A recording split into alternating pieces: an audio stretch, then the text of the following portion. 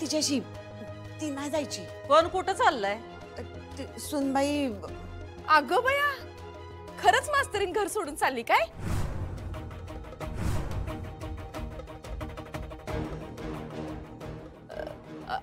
अशी कशी घर सोडून चालली? घरची लक्ष्मी आहे ना ती? बास झालं, बंद कर नाटक ही. हा मानभावीपणा करू नका आता. अक्षरा घर सोडून चालली तर यांना आनंदाच्या उकळ्या फुटतायत. बघताय नाही, हा आसुरी आनंद चेहऱ्यावर दिसतो यांच्या. पण मी हा आनंद टिकू देणार नाहीये. मी काय वाटेल ते करीन, पण मी अक्षराला थांबवेन. अहो थांबवा की मग. आम्ही कुठं नाही म्हणतोय. आता घरची सून बाहेर गेली तर 4 लोक काय म्हणतील? नगच त्यांनी जायला. येळ पडली तर आम्ही जाऊ, पण त्यांनी नग जायला.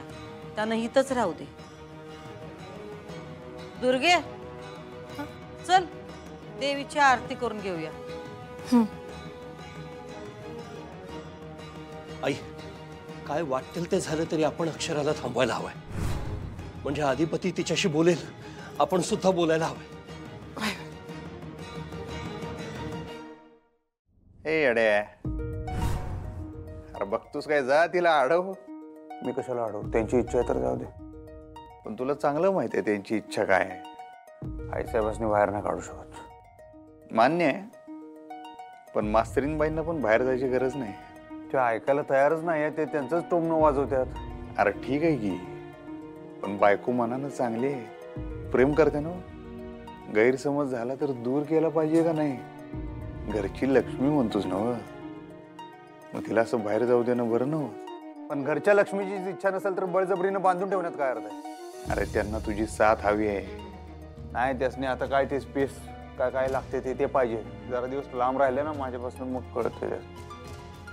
त्यांची चूक आहे, त्या येतील परत. गृहीत धरू नको बरं का. नाही आल्या तर मी जाईन आणि त्यासनी घेऊन येईन परत. तेवढा हक्क बी आहे आणि ओळख बी आहे माझी बायकोशी. तू जाऊ नको. मला नका अडवू बाबा आता. अगं, असं काय एकदम टोकाचं पाऊल उचलायचं? माझी गरज नाही आहे त्यांची. अक्षरा, मला गरज आहे ना तुझी. बाबा, ज्यांच्यासाठी मी सगळं सोडून इथे आले त्यांनाच नाहीये माझी गरज. अगं नाही नाही, तुझ्यावर जीव आहे त्याचा. मला नाही वाटत तसं. काय तुम्ही पोरं,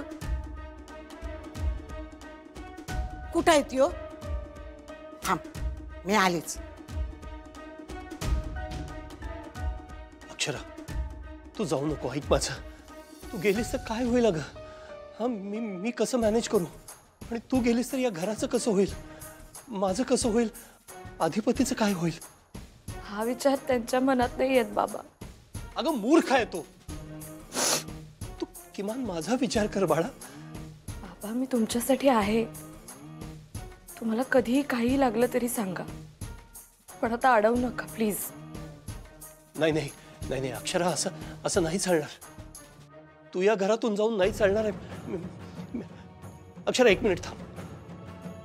तू थांब इथे, मी अधिपतीशी बोलतो. तो तुझी समजूत कशी काढत नाही, तो तुला थांबवत कसं नाही हे मी बघतो.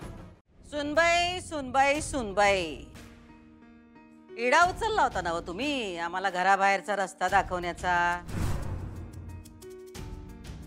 झालं काय त्याचं?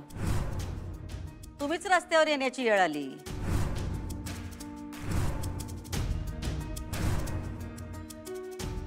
लग्न करून आलात नव्ह का तुम्ही या घरात? कायद्याची धर्माची बायको आहेसा तुम्ही. मग हे असं कसं झालं? कायदा मोठा, विधिवत लग्न बी मोठं, मग हे समज काय? एवढ्या शिकलेल्या आहेसा तुम्ही. आता ह्या सगळ्याचं गणित कसं काय मांडणार तुम्ही? कळलं का तुम्हाला आता तरी? कायदा, शिक्षण, नातं या सगळ्यापेक्षा काय मोठं असतं ते? टोचकं.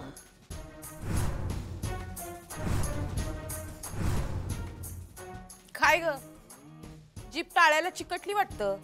हा, बोलत का नाहीस आता? बोल की. पण एक गोष्ट तुम्हाला कळली नाही सुनबाई, आमच्यापासून फॅमिलीला काय बी धोका नाही.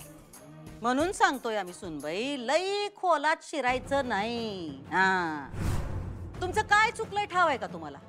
तुम्ही का नाही लई खोलात शिरता. हा, तुम्हाला फॅमिली वाचवायची होती, पण तुम्हाला एक कळत नाही की आमच्यापासून फॅमिलीला काय बी धोका नाही.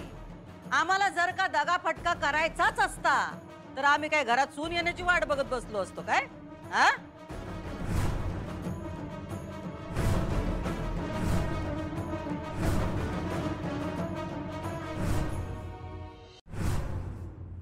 थोरल्या मालकांचा काटा काढणं काय अवघड आहे काय आम्हाला?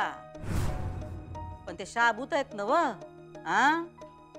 हा कशाचा सबूत आहे की आमचं त्यांच्यावर प्रेम हाय, त्यांच्यावर हाय, अधिपतींवर हाय, दोघांवर बी हाय.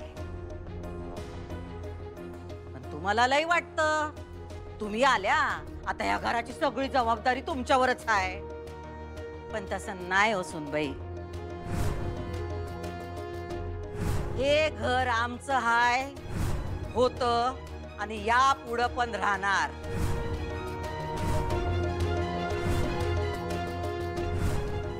आणि ज्याला हे मान्य नाही त्याचं काय होतं हे बघितलं तुम्ही नाही का?